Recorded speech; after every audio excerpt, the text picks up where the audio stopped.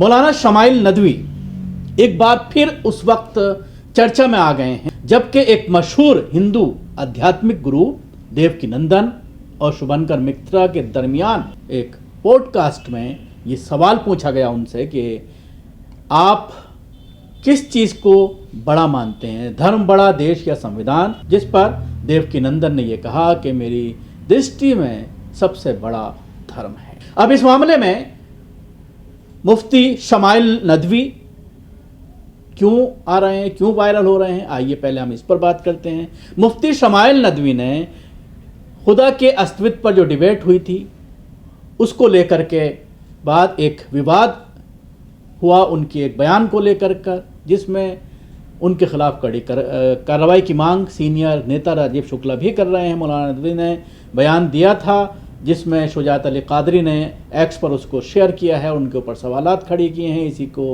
Repost करते हुए राजीव शुक्ला ने कार्रवाई की मांग की है। उन्होंने लिखा है इस मौलाना के खिलाफ कड़ी कार्रवाई होनी चाहिए, संविधान के ऊपर कुछ नहीं है। मुफ्ती शमाइल नदवी ने कहा था कि भारत में मुसलमान गलत रास्ते पर चलते रहे हैं।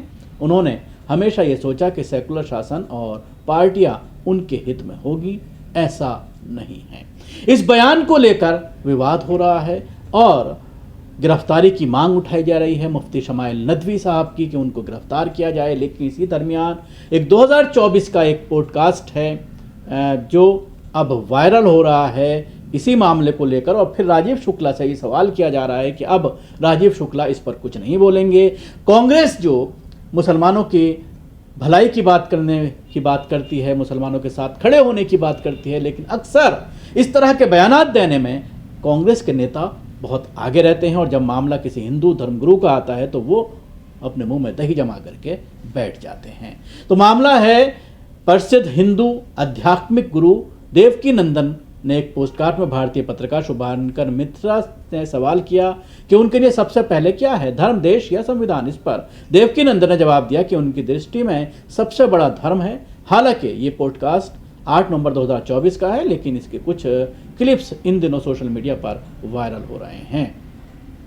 धर्म बड़ा या देश या संविधान, ये एक बड़ा सवाल लेकर के मुफ्ती शमाइल कासमी को घेरने की कोशिश की जा रही है।